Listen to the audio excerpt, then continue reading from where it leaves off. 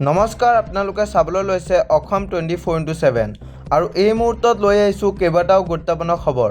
এনেদৰে নিতৌ খবৰসমূহ পাই থাকিবলৈ আমাৰ চেনেলটোক ছাবস্ক্ৰাইব কৰিব নাপাহৰিব। আজিৰ প্ৰথমটো গুৰুত্বপূৰ্ণ খবৰ হৈছে মিয়াৰ বিৰুদ্ধে নিশাই ওলাই আহিল শ লোক। ছাত্ৰীৰ সৈতে সংঘটিত ঘটনাক কেন্দ্ৰ কৰি ভয়ংকৰ পৰিস্থিতিৰ সৃষ্টি হৈছে। মিয়াৰ বিৰুদ্ধে নিশাই ওলাই আহিল শ লোক। গাঁৱৰ ছাত্ৰীৰ সৈতে সংঘটিত ঘটনাক কেন্দ্ৰ কৰি ভয়ংকৰ পৰিস্থিতি। চাপৰৰ হালকুচাত নিশাই তীব্ৰ উত্তেজনা। প্ৰেমৰ প্ৰস্তাৱ প্ৰত্যাখ্যান কৰাৰ বাবে মিয়াৰ আক্ৰমণৰ বলি হৈছে এইবাৰ এগৰাকী ছাত্ৰী।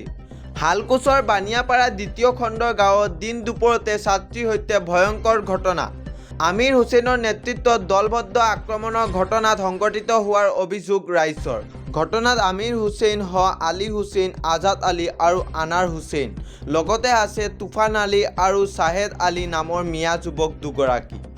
ঘটনাত আহত যুৱতীসহ আন এজনক হাস্পতালত ভৰ্তি।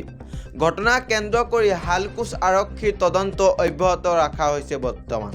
ইয়াৰ পৰৱৰ্তী গুৰুত্বপূৰ্ণ খবৰটো হৈছে বন্ধুসকল, মধ্যপ্ৰাচ্যৰ যুদ্ধক লৈ কি হ'ব সিদ্ধান্ত? অন্ত পৰিবনে যুদ্ধৰ? পাকিস্তানত উপস্থিত ইৰাণৰ প্ৰতিনিধি মণ্ডল আৰু মাৰ্কিন উপৰাষ্ট্ৰপতি। মধ্যপ্ৰাচ্যৰ যুদ্ধক লৈ কি হ'ব সিদ্ধান্ত?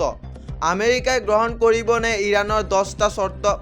ইৰাণে বান্ধি দিয়া চৰ্ত মানি নল'লেই পূৰ্বতকৈও ভয়াৱহ হ'ব পাৰে মধ্যপ্ৰাচ্যৰ পৰিস্থিতি।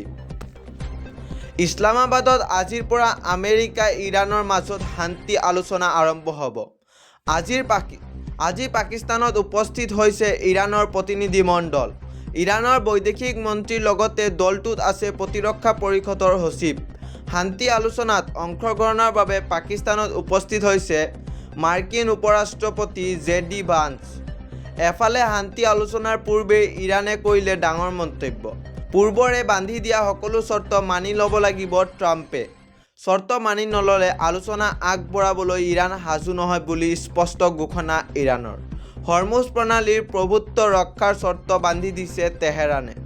শেহতীয়াকৈ দুসপ্তাহৰ সামৰিক যুদ্ধৰ বিৰত ঘোষণা কৰিছিল এই দুয়ো দেশে।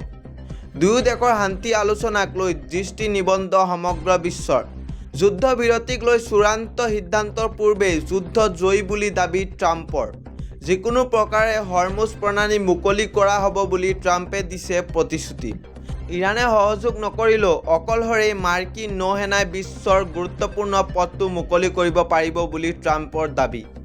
ইছলামাবাদৰ আলোচনা বিফল হ'লেই ইৰাণ সতৰ্ক হ'ব লাগিব বুলি আমেৰিকাৰ সকিয়নি। পৰৱৰ্তী সময়ত ইৰাণে হৰমুজ প্ৰণালীত জাহাজ চলাচলৰ বাবদ ল'ব নোৱাৰিব কোনো ধৰণৰ মাচুল। এই দুই দেশৰ আকুৰগোজ স্থিতিয়ে চিন্তাত পেলাইছে বিশ্ববাসীক। আলোচনাত দুই দেশৰ মাজত যুক্তিৰ অমিল হ'লে আকৌ জ্বলিব মধ্যপ্ৰাচ্য। ইয়াৰ বাবে বেয়াকৈ প্ৰভাৱ পৰিব পাৰে বিশ্বৰ অৰ্থনীতিত। মধ্যপ্ৰাচ্যৰ যুদ্ধক লৈ কি হ'ব সিদ্ধান্ত? আমেৰিকাই গ্ৰহণ কৰিবনে ইৰাণৰ 10টা চৰ্ত? ইৰাণে বান্ধি দিয়া চৰ্ত মানি নল'লেই পূৰ্বতকৈও ভয়াৱহ হ'ব পাৰে মধ্যপ্ৰাচ্যৰ পৰিৱেশ।